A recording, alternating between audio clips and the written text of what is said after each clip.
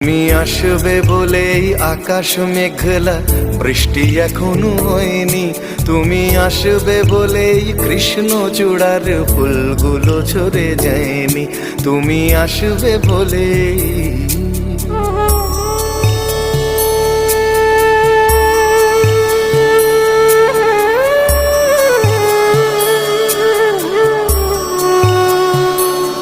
তুমি আসবে বলেই অন্ধকানাই বসে আছে গান গায়নি।